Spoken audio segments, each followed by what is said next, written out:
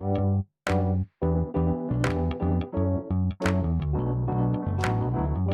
by Riverside.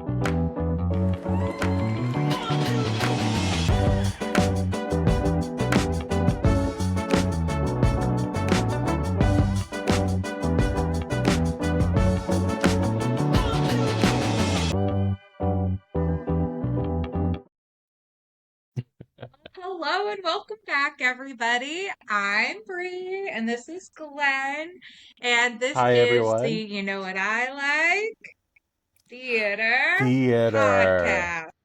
And it seems like we might have a little bit of a delay, unfortunately. I've had a little bit of sound issues on my end, but we're going to persevere and hopefully it'll all work out. We've got a lot to do All today. right. Mhm.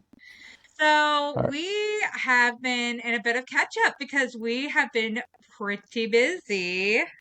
Yes, we've had a lot going on this week that has made getting time to sit down and record a little bit difficult at times. I was gonna say, do you want to talk about it? I was like, I don't think we've been given permission to tell everybody anything, but I think we can say that we've been doing theater and not seeing theater. Yes, I don't think we're allowed yet to say what theater or for whom, but yeah, that apparently has not been approved for release yet. Yes, but Glenn has been going to rehearsals. I've had a few nights off, but unfortunately, that has just meant that I get to see shows by myself. Yeah. So we did go see the show we're talking about today together, but there is a show coming Yes, up where you're on your own for talking about it. yes, and you are welcome to be my partner in crime, but at the same time, I feel like it will be me telling you about my experience, just as I'm telling everybody else on our podcast about it as well for the first time. Yeah. And you know that is fun, and I will happily sit here in this chair while you tell me all about that show. Well, great. Well, now that we're kind of explained our absence for a little bit and kind of getting caught up, we're going to talk about a show that we kind of did at the very last minute because of the wildfires. If you were part of that California wildfire experience, we were impacted by it here all the way in Central Virginia for about 2 days. We had really heavy smoke and haze to the point of requiring respirators or N95s. And luckily, we both work in healthcare, so we had those. But it was a real challenge because we were supposed to, on this evening, go see an outdoor show. And I think I was like, I'm going to cancel that. That seems like a bad idea. So we canceled and changed our tickets for that show. And then we were about to go home and be like, okay, well, I guess we'll like watch TV. And I had the idea of like, oh, here's this show that like we previously never would have been able to see because I didn't find out about it until too late. And I said, Hmm. do you think we could go? And Glenn went on and bought tickets, and we changed our plans like within like what 1 or 2 hours of sitting in Yeah, a pretty seat. much. Yeah, it was a spur of the moment kind of thing. You found the show, you said, "Oh, I guess we could go do this show," since we moved our outdoor theater to another day. And I was like, "Yeah, absolutely. Let's do it." And, I think we're going to talk about it, but I think it turned out to be a really good decision. Yeah, so let me give everybody the history of what the show was, when, all that other stuff. So Mhm. this place was called the Silver. I almost had my list come all the way out. Silver Line Theater Exchange. Some of us get into theater because we talked weird as children. Yes. And then we decide that talking is going to be our whole personality when we're older, now that we fixed that. So Yes. this was Silver Line Theater Exchange. Excellent to practice your lazy tongue exercises. This was July 17th. 7:30. They have a really cute little like warehouse space in downtown Staunton. The cost ended up being $76 for 2 adults, and we parked for free by the nearby Howard Johnson Hotel. Did not have any issues with that. That's what the theater recommended, and it ended up being great. It was like a block or two. It was not very far. And the show was Sylvia by A.R. Gurney. Yeah. And now, of course, as you mentioned, the wildfires were going on. The nice thing, it was an indoor theater. But yeah, our little like block and a half walk from parking, we did have the N95s on and everything like that. But once we got into the theater, the air quality in the theater was good. We Yeah, enjoyed and they had ourselves at the show. like not air filters, air conditioners above like almost every kind of like Yeah. window space or something. Like how they converted the warehouse was, I thought, really clever, and we'll get into that. So Mm. just for everybody's warning about this, I try to do a little bit of research about the theater. I kind of jump in first and then ask questions later. So I basically did a search for Central Virginia theaters, Central Virginia theater companies, live theater performances in Central Virginia. Like I tried to like maximize my SEO. And sometimes I would get ads on Instagram, and this was an ad from Instagram. Looked super cute, really wanted to see it. We're animal lovers. We've had pets our whole lives. So I always do a little bit of research when I'm trying to come up with notes for the podcast, but I will be honest. My research is like 20 minutes. So if I get anything wrong, I hope that if you were in the show or you're the owner of the theater company, like please have a healthy and respectful dialogue in the comments. Like I'm doing my best, but also at the same time, it's like with smaller community theaters, it is hard to get a website up and running, and there might not be a lot of information out there. So I've done the best I can. I might have gotten a little bit of things wrong, but locally, we've met some other actors that are really familiar with the group, and we've had some of our actor friends go on audition for them. So it's really just like new to us, I suppose. But what Yeah. I've kind of come up with their blurb is this is a newer theater founded in 2022. So new to the area, new to us, but I think everybody that's a part of it has been pretty well established with the Central Virginia theater scene for a while. I found it via an Instagram ad. We originally thought that we weren't going to be able to make it, but we did. Hmm. Basically, the other outdoor production ended up, I don't know if they were canceled, but we canceled it due to weather. We are going to a lot of outdoor things, and the thing that we were planning on going to is about an hour 15 minutes away. Yeah. So air quality was very different. We've noticed between Southwest Virginia, where our family lives, and Central Virginia, where we live. Whereas it was more like our air quality was similar to my family who lives in Ohio. So I don't know how the polar vortex or the El Nino or whatever the derecho works, but we decided to just not be outside. So like I said, I'm not sure if it was canceled, but we canceled our tickets. Hmm. Since Silverline has their very own and very cool indoor theater warehouse space, we purchased tickets at the very last minute and decided to go. The process could not have been easier, and their flexible space setup meant that there were always chairs that could be pulled up for anyone who bought a ticket to see the show that night. We really enjoyed that. So I put Yeah. some additional notes from the director's speech at the very beginning. So it seems that they do a production of Puffs, which is a Harry Potter play or Harry Potter parody. There's a lot of them out there. Hmm. I be honest, I get always confused with Suffs and Puffs. I think they all kind of came out at the same time. Suffs is the suffragette musical. Puffs is Hufflepuff. So anyway, so they do a production of Puffs every year to coincide with the Queen City Mischief and Magic Festival because copyright. They do have an Hmm. improv group that is associated with the theater and regularly performs on the first Saturday every month. And they announced that the performer in the play was funded by a generous donation from a new emerging artist program from like a singular person who just made a large donation, which I thought was very cool. And we'll get into some Yeah. other good pros and stuff like that. But do you have anything else to add to my overview, my little wrap up? I will say, talking about, like you said, the flexible seating space meant that there was room for anybody, even if they showed up a little bit late, even if they bought their tickets on the spur of the moment. I can't imagine who would do that. We showed up at the theater early enough that we got our seats just fine. but we did actually see them pull out a chair for someone who showed up like right as the show was about to start.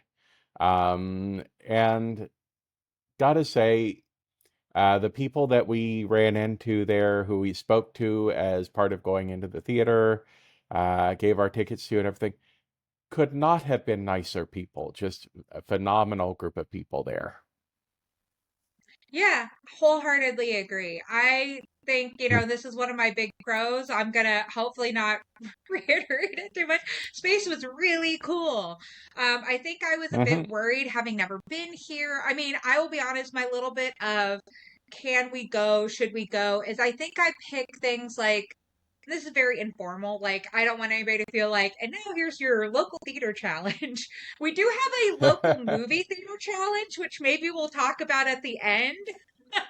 But we don't have a Yes. local theater challenge. But I had to put some like restrictions. And I think very early on, I knew I wanted it under 2 hours away, preferably an hour and a half. And so I wanted something that you could go out, feel like you had a really special night, and come home. And it wasn't terrible. An hour and a half might be a lot for some people, but I felt like for us, it made sense. I think when I started getting up to 2 hours or two and a Yeah. half hours, I started feeling like that's a little much. That's like, I better be doing something else while I'm here. I better be spending a weekend. And it's not impossible. I've done it for work, but it was one of the things that like proximity was important. I think the other thing I Yeah. wanted to look at, aside from proximity, was it popular, something that was maybe like established? So we've been to a couple of things that have been around for 50 years, have been around for 20 years. So something that everybody says you have to do at least once when you're here. And so we kind of granted a little bit of exceptions to things like that. We just still try to keep that Mhm. proximity model. But if it was, oh my gosh, they've been here for 50 years, I can't believe you never went, we tried to go. Yeah. And then I thought like there was some other things where it was like, we're going to consider parking, we're going to consider gas, we're going to consider snacks and all this other stuff. So I feel like we really tried to find things like when I was looking at Silverline, I would look at the map and I'd say, okay, great, it fixed the proximity. And then did it look like an easy drive? Because that's kind of a big important thing to us. We're middle-aged millennials. I know we look so good, but we need to be able to like drive in the dark fairly well. So going on Yeah. highways and stuff is not as big of an issue as maybe going on country roads. Going maybe one or two turns once you're in town was always a plus. It wouldn't dissuade us from going, but knowing that they had a dedicated parking space or they could have been seen off the road, like we could find them easily. I think we're looking for more of those types of experience instead of being like, drive out to the third tree and turn left because we're like, oh, that Yes. makes us nervous.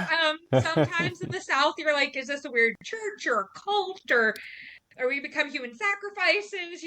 Like drama describes an awful lot in the Gothic South. So we're really Yeah. trying to find stuff. So this place, getting that whole convoluted story out of the way, was one of those things where it was off a main drag pretty much. You could see it. It was this big white warehouse. It was in a location with a lot of other restaurants. So you go eat and come over. And be it that they had 3 or 4 different places that were like you could park for free, go, try here first and then here and then here. So I mean, I think all of that lent itself really positively. And in fact, I said like the flexible open space lobby, bathroom, stage area was really, really cool. It was very smartly designed. You could see how you could rent it for your own needs or events, or if you came to take classes in the space. Like it just really had a lot of flexibility. We just happened to see it in one configuration. And in fact, I said like it would have been really cool if there was like a certain level of accommodation made that if you were somebody that ran to the bathroom a lot or somebody that wanted to kind of like get out of like the space to kind of like, you know, I don't know, overcome the burden of living. I don't Mhm. I don't know. I thought it was really cool. They had some cocktail tables stood up there.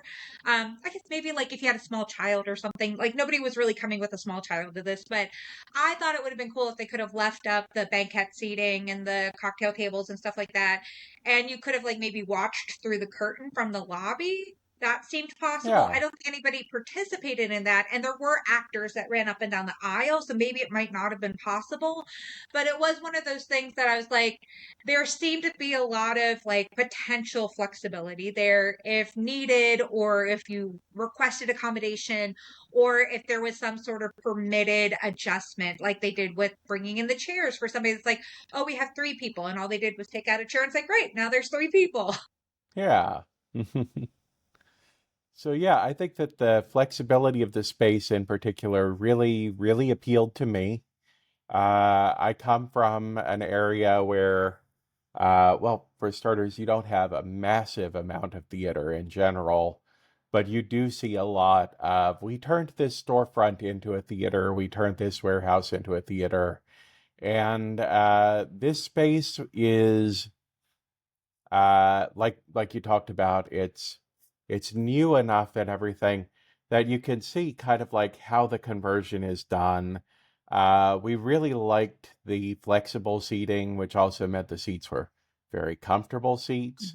And because they're basically pulling out individual chairs and putting them in rows, something else they were able to do that both of us really liked was they were able to put tables in the middle of a row of seats. Yes, So you they could said have, yeah, you don't have a seat that has like a place to put your drink from out in the lobby in the armrest or anything like that. But you have a little table there that you could put your things on and feel like, oh, we are civilized here. We're not going to put our things on the floor of the theater tonight. Yes, and as somebody who dropped their phone in the middle of Newsies and it went sliding down the rake in the audience, I really appreciated that. I had a place to like put Yes. my purse.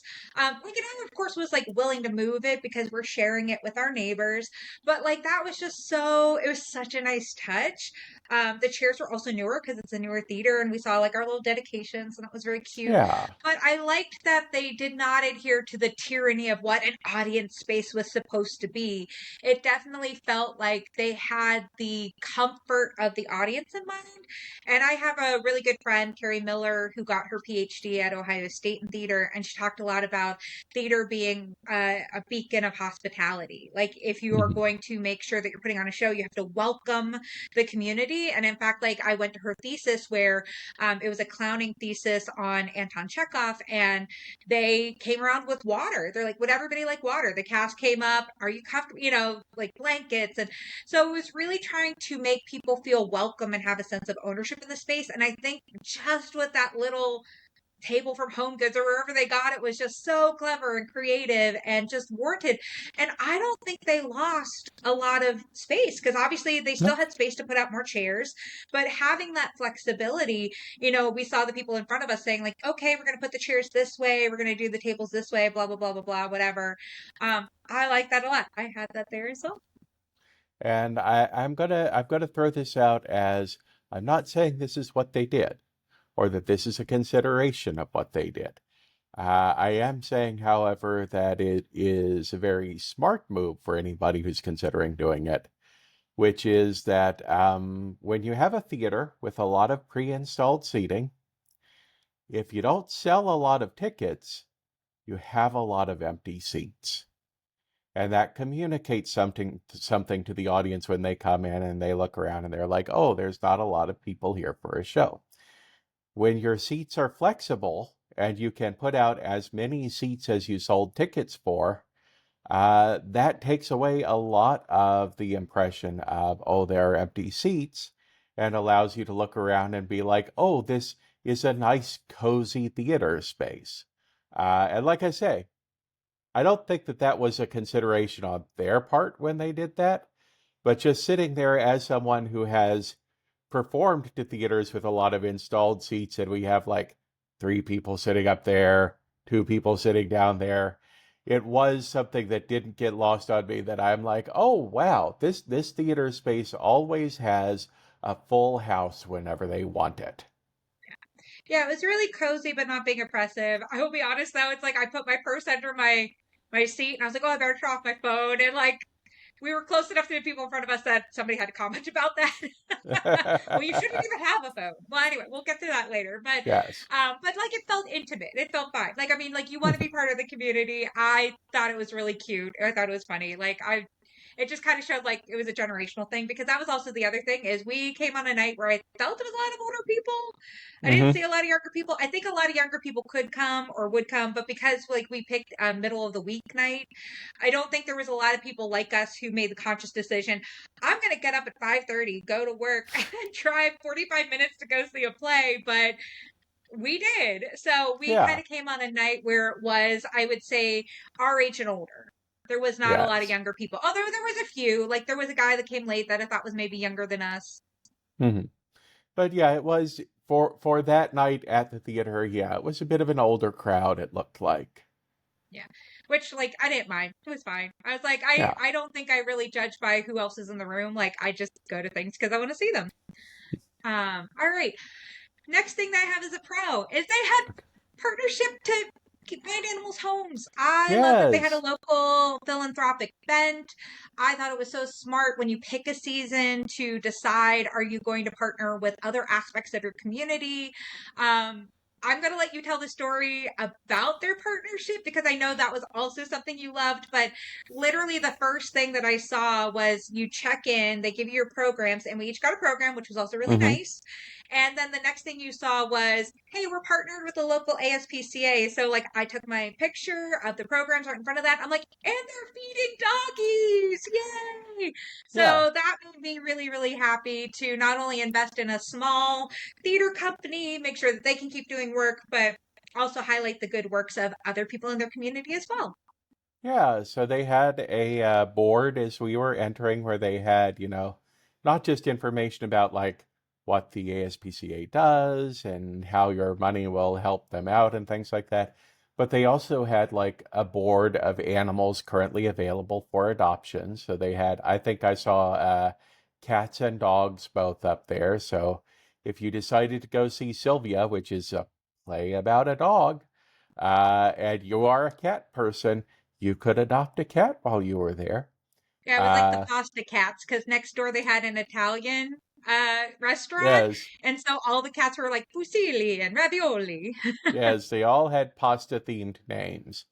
Uh, and then there was actually on site that night, they had a special guest for the show who was one of the dogs that was available for adoption. And just for me, I loved the show, but for me, a highlight of the show was during the typical curtain spiel about, oh, turn off your phone and here's what we're doing and here's what we're doing next and everything. They brought out and introduced Odin, who is a senior dog who was missing an eye. And just sweetest dog you have ever seen. Of course, the missing eye named Odin. It's like, well, I hope you drunk deep from the well of knowledge, buddy.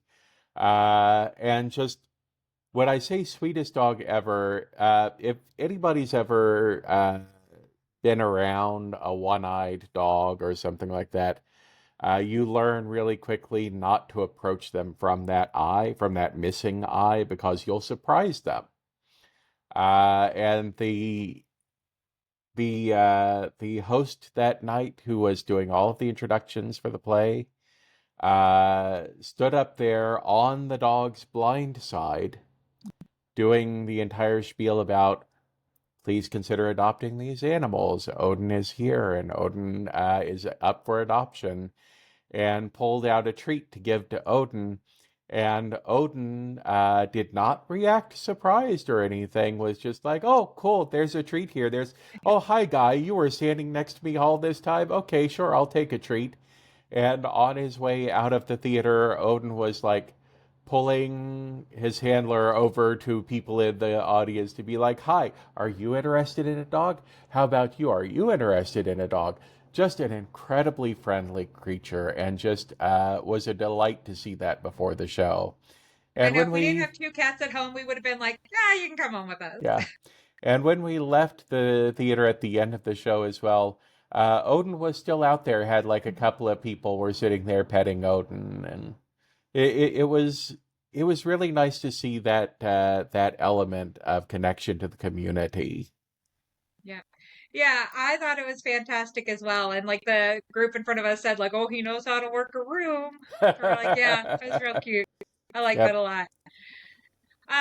I'm going to get back into just real quick before we move on to our not so positive aspects. Hmm. But I thought the snacks and drinks were really awesome. They had like ice cream sandwiches for sale. They had like a wide variety. It was really kind of elevated for kind of the space. Like I said, it felt very fancy for a warehouse. It was nice. They had a Hmm. lot of choice. They had specialty drinks. If you wanted to buy alcohol, they would make you a cocktail based on the play. Tiny tables again, so smart.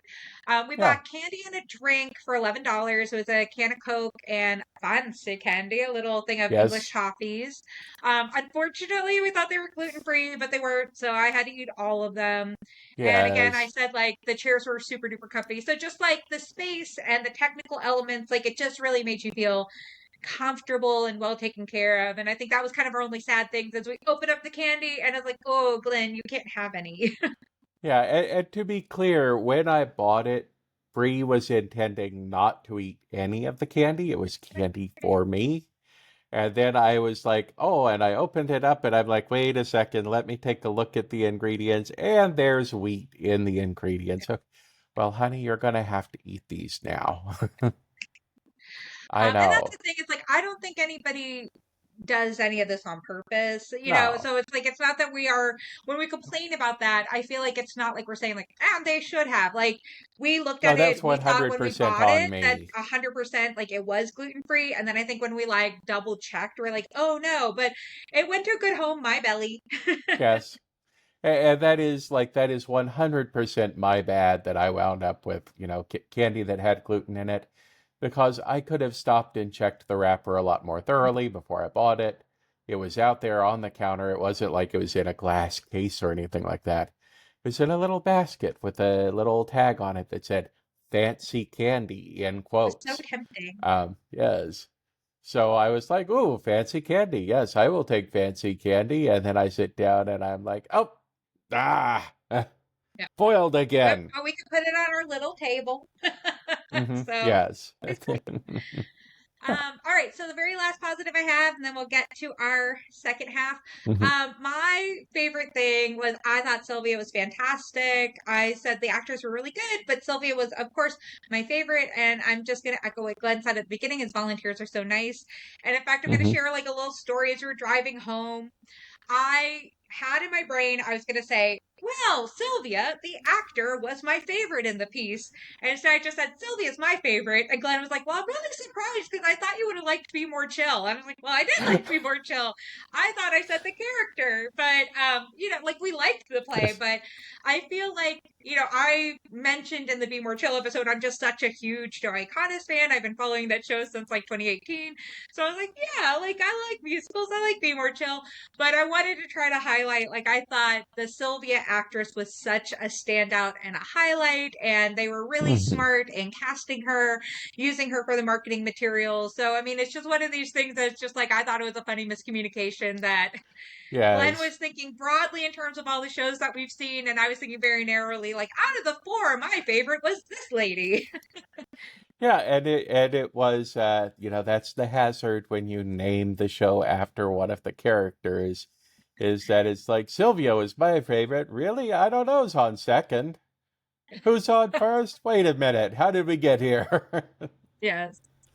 Yeah. So Who's that on that was first? all I the thought positives Newsies I was had. on first. All right, so those are the positives for the show. That's it. Very That was nice it for me. Anything positives. else from you? I'm gonna say, honestly, I think I'm gonna say that the we didn't get to explore it very much, but I'm gonna say that the neighborhood around the theater was a really nice positive for me too. It wasn't a particularly expensive neighborhood or upscale neighborhood. It was very clearly a downtown area, but it was one of these like kind of funky and fun downtown areas. Lots of places to eat, lots of places to kind of look around. Of course, we were showing up, just in time to get into our seats at the theater.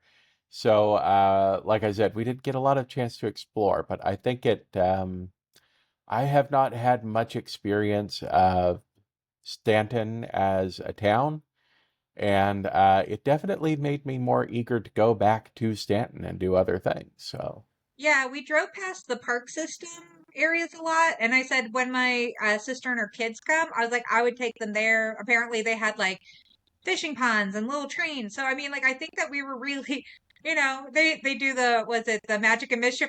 We're really enchanted. It's enchanting. yeah. All right. Well, shall we now get into talking about our cons or not so pros? Yeah, and I always like to tell everybody, like, these are just things for us. Like, I think we're Hmm. in general very positive people.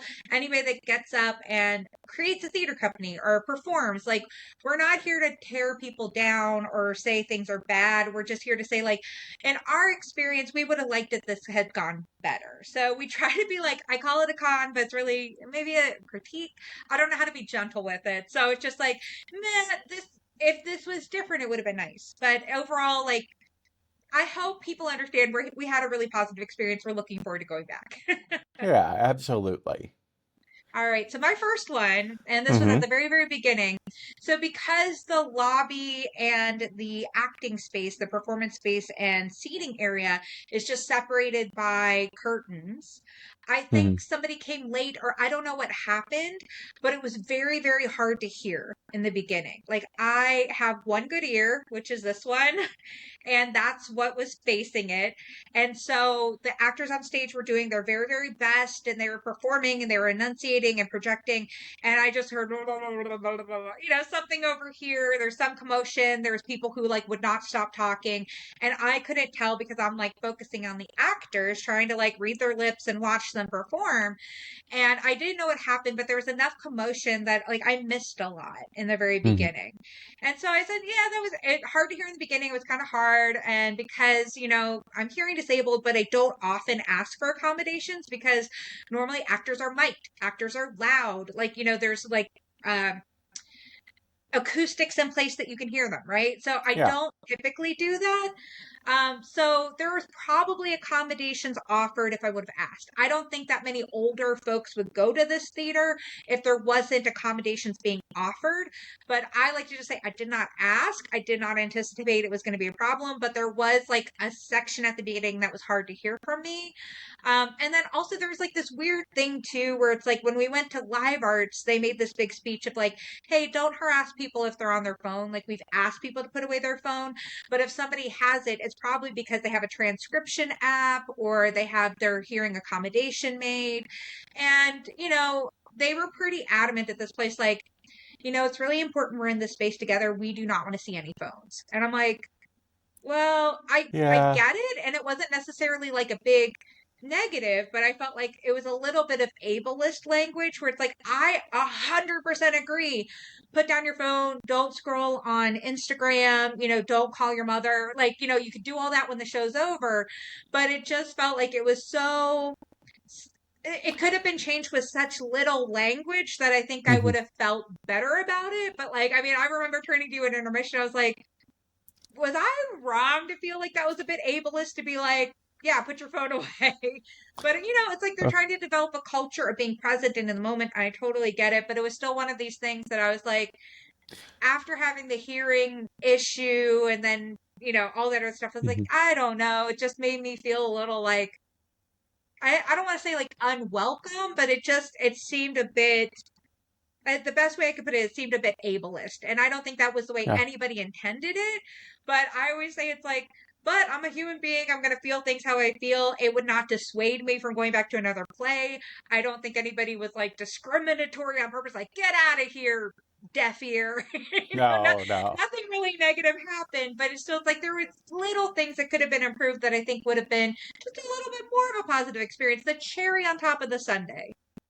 Yeah, and that's that is a thing that struck me as well when I was hearing that introduction. And I think it does, like you said, a lot of it does come down to the language of it because it was couched in sort of put your phone away and enjoy being present with us and with other people.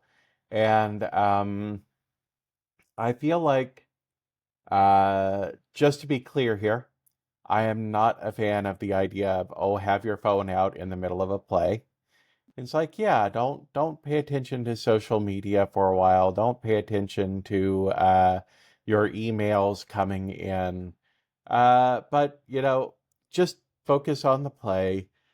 But it struck me like the cafes that put up signs that are like, we don't have Wi-Fi, pretend it's 1986 and actually talk to somebody. And it's like, well, it comes off a little bit condescending when you put it that way, as opposed to being like, hey, we're all in this space together. Let's enjoy a communal moment. When you say things like, just put your phone away. You don't need it. You could actually be with other people. It rubs me the wrong way when I hear language like that. But like you said, it didn't make me sour on the entire experience. It was just like, well, you gotta polish the curtain speech a little bit. You Yeah. gotta find the language there. And as you were just saying, Brit, you've gotta have the knowledge that there are people out there who have a reason for having their phones. And there was at least a small nod toward that. The person doing the curtain speech said, unless you're a doctor, if you're a doctor and you're on call, then sure, keep your phone out. But, Yeah. and it's Yeah, like, but yeah, it's okay, like being so, so focused in like the career aspect versus the human aspect was also a yeah, bit of disjointed message. yeah, so it's like, okay, so yeah, now just recognize that some people run their hearing aids through their phone. In fact, a lot of hearing aids now are designed to be controlled through people's phones. Or as you were saying, have a transcription app because they don't hear, but the transcription app can tell them what's being said. Um, it is improving the world a little bit at a time by recognizing that you weren't previously aware of all situations.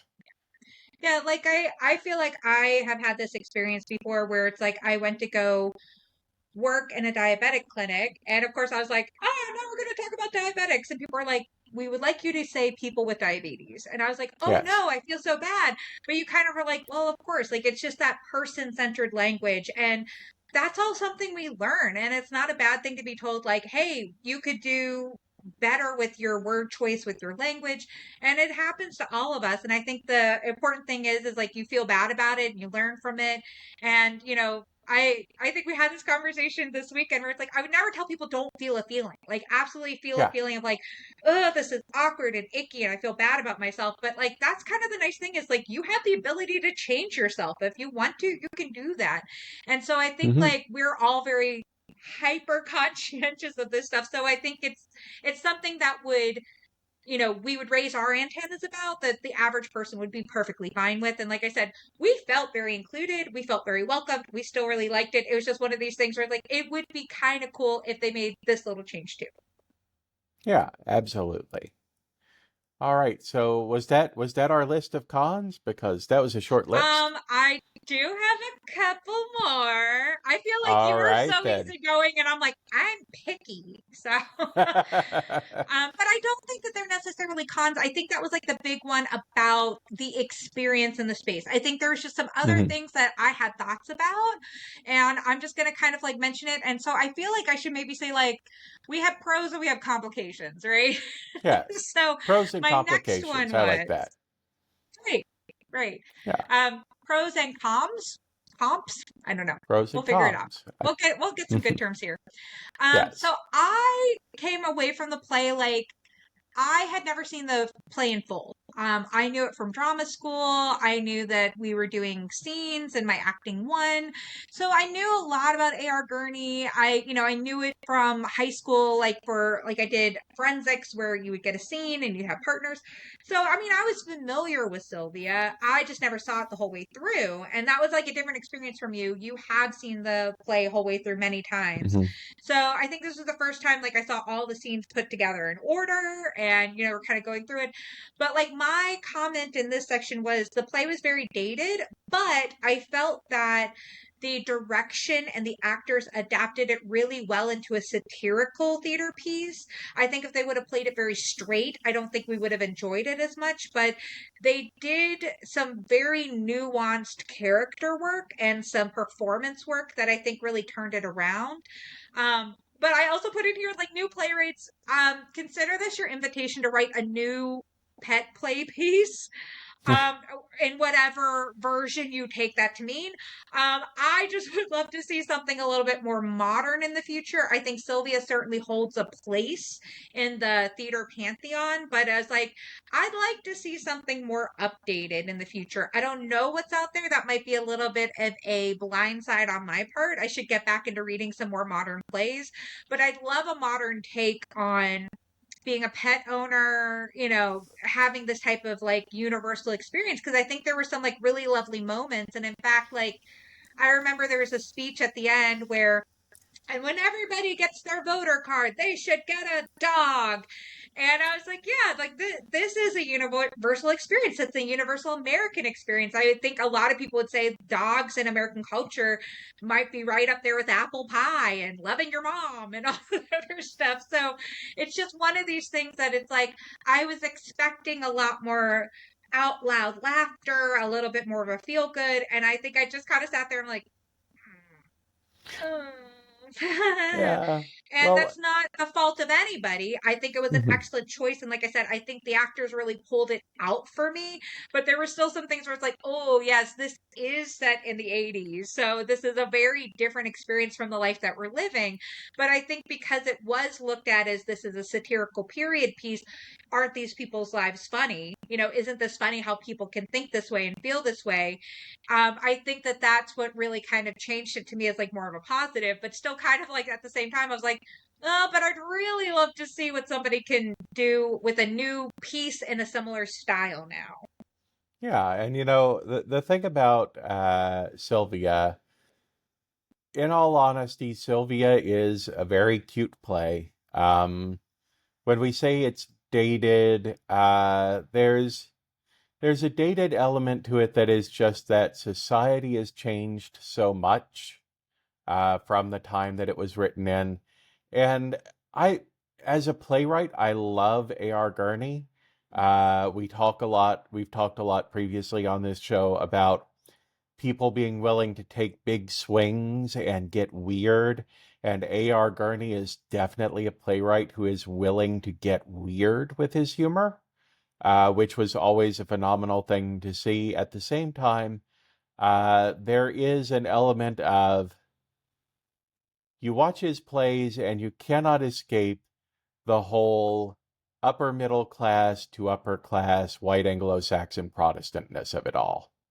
That his plays are not about the blue collar experience, nor are they about the Jewish experience or the diaspora. His plays are very much about that very waspy social experience.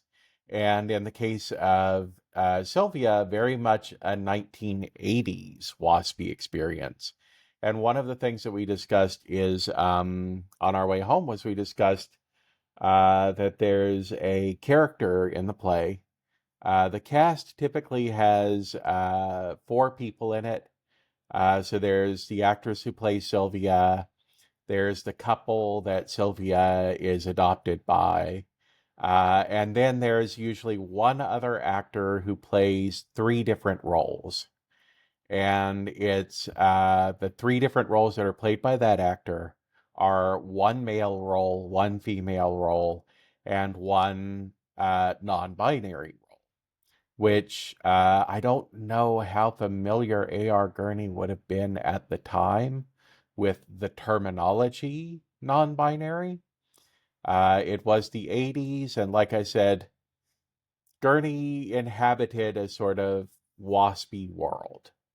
So you have this character who appears, and when the character appeared on stage, my first thought was, "Oh no, this is such a dated character and such a transphobic character." And then the actor portraying the character actually portrayed it very sensitively and very nuanced. So that lines that in the past, when I've seen it played, that were played as laugh lines, but are today recognizable to anybody who has spoken to or spent time with the non-binary community, are just the experience of being non-binary. It's like the explanation of why this character is non-binary. That came across very sympathetic and realistic. So it was a very real moment in the play. Still a very funny character, but now all of the humor was about the character's outlook on life versus who the character was.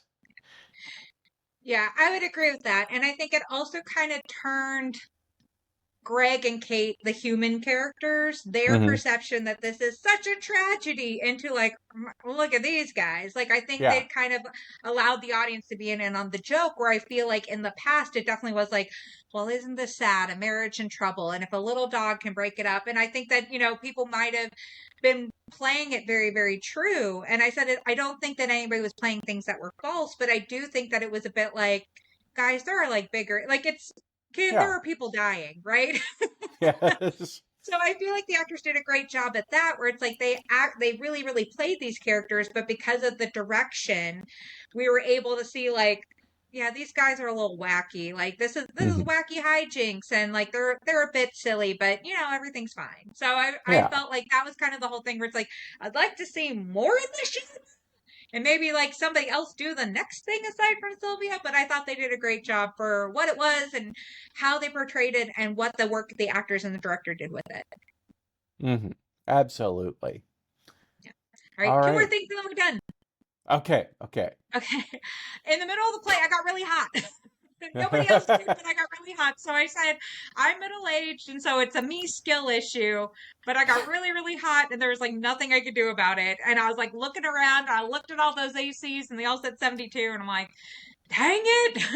But it was fun, and whatever. But it was like for the second half, like I like to wear my cute little sweaters. I had to like take it off, put it on my lap, and I was like, nah. So I don't think it was an audience or a lighting mitigation issue. It might have just been me. We're breathing in smoke, we're having a day, we worked all day, or whatever. So put that Mm-hmm. in. I get, if I get to say Be More Chill was cold, I get to say Sylvia was hot, right?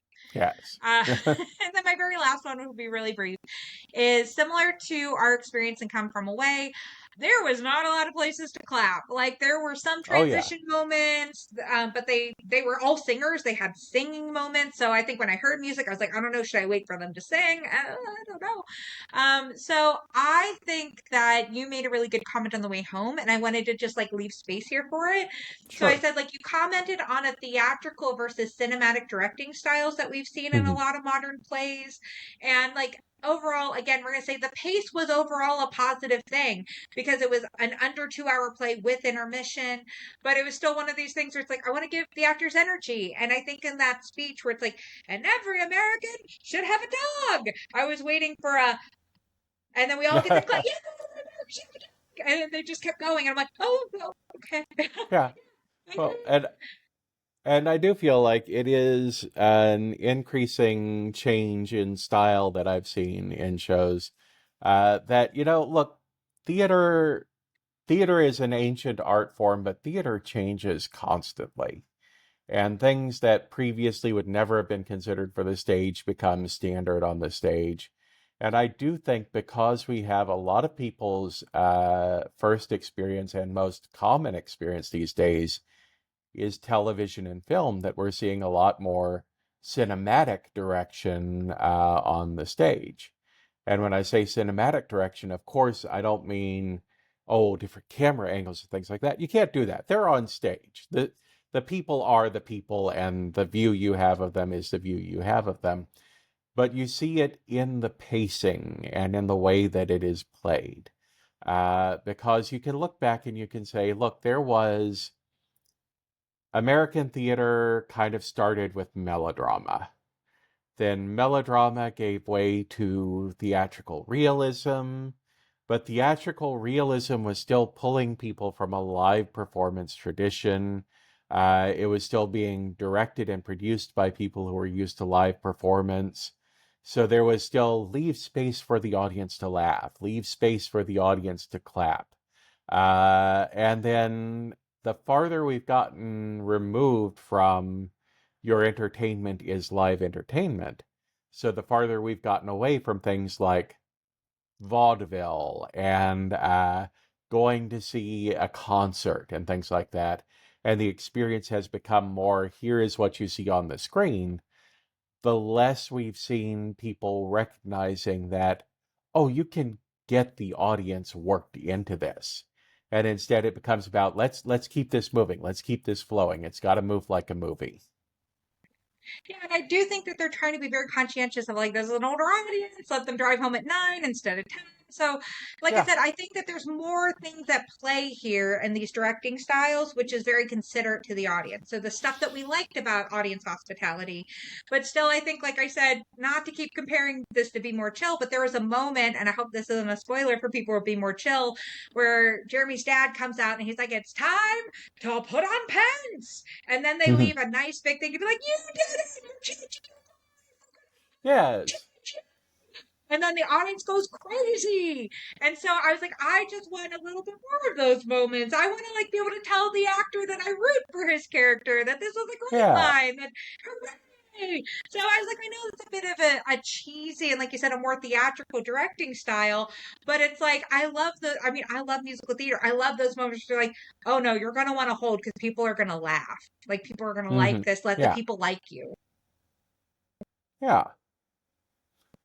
And, it is not necessarily a bad thing to see more cinematic direction, but it is a paradigm shift. And it is something that I think as audience members, we miss the sort of like you were saying, that everyone should get a dog. Clap, clap, clap, clap, clap, clap. Yeah, absolutely. Yeah. That we as audience members miss that, but it doesn't make the decisions that they're making wrong. It just means that it's a different way of approaching the show on stage. Yeah. Well, that's all I had. That was the last thing. But I Okay. wanted to like leave room because I think we talked about that in the car ride home. I'm like, that's a good point. I put it in my notes. Yeah. All right. Well, thank you for leaving space for that, because that is something. And if you aren't aware, I am on YouTube as the Film Optimist. So I do talk about movies. I do love movies and television and things like that. It's just sort of, for me, this is a fascinating sort of shift that I'm seeing in terms of how live performance goes down. Well, and that's a fantastic transition because it brought me all the way back to we would tell you about our local cinema Mhm. challenge as it relates to the Film Optimist. We came up with this summer because we were looking for stuff Mhm. to do. I always talk about, we're dinks, we're double income, no kids. So we are constantly looking for things to connect us to our community, to find things we enjoy doing. And as part of the Film Optimist, we came up with the Film Opta Challenge, which I think we and our families have done. But Yes. here, because we are talking about the Film Optimists, we're talking about little local challenges. Maybe we'll bring it up to you guys and see if you guys might be interested in doing it this summer. There's a lot of things coming out. I think currently there is Spider-Man coming out and the Odyssey just came out. So there's a lot Mhm. of things in the theater. So I'm going to let you describe it if you'd like to. Yeah, so it's a simple idea. It's basically you think of a pub crawl or a bar crawl, but you're doing it with movie theaters. So the idea is you start at one movie theater in your town, and then you go and you see a movie at every theater, and you try to complete the whole run within 24 hours. Now, my little rule that I throw in there is, if one of the shows that you're seeing is a midnight show, so like you're like, oh, Spider-Man opens at midnight, so let's go see these shows, and then we see Spider-Man at midnight. As far as I'm concerned, then you've got 48 hours to complete the challenge because you've bridged the gap there in between with a midnight show. You haven't gone like, let's go home and go to bed and then go to see more shows. And it's just, we like the idea of you go to each theater, you see a different movie at each theater. This isn't about how many theaters can I see Masters of the Universe at or something like that, which when we made our first attempt at the Film Opta Challenge ourselves, that was the movie that was in theaters. And you just for your sanity as an audience member, pick movies you're actually interested in seeing. Don't see a movie just because it's how you have to in order to complete the challenge. If you don't complete the challenge because there wasn't anything showing at the last theater that you were interested in, you could always do it another weekend. It's fine. Nobody is telling you that the world is going to explode if you don't complete this challenge. And just really quickly, there are 3 variations on this challenge. I'll finish it out with the 3 variations. The first one is just the straight up Film Opta Challenge, which is go see a movie in all of the theaters. Every theater that you can find in your town, one by one, go through them all. You can say the city or the neighborhood, whatever suits the size of city that you're in. The second variation is just the Fandango Challenge, because some of the smaller independent theaters and everything are not listed on Fandango. So if you do the Fandango variation of the challenge, it's see a movie at every theater that's on your local Fandango. And then the third one, I don't know what we should call it, like the Iron Man Challenge or something like that. But it's basically like, not only should you go to all of the theaters, but you should also see if there are any screenings of student films in your town that night. You should go see every possible place that they have a screen and a show running. And if you can do that, if you can see your local student theater, your local art theater, your local, somebody sets up a drive-in theater on the side of their house every weekend, that's the Iron Man version of the challenge. But yeah, get out and see some movies and see what's in your community. Yes, and I'll have to go back and check the tape, but you cut out a few times there, so I hope that we captured everything. Okay. I hope you will try the Film Opta Challenge. And thank you so much for listening to this episode of You Know What I Like? Theater. We're going to be coming back at you with a couple more shows that we've seen over the past few weeks. So, you might see all this one more time, and then we'll get to a few other things. I'm wearing my really fantastic Shakespeare shirts because we've seen a lot of Shakespeare. So we hope to see you next time. Thanks for coming. All right, bye, everyone.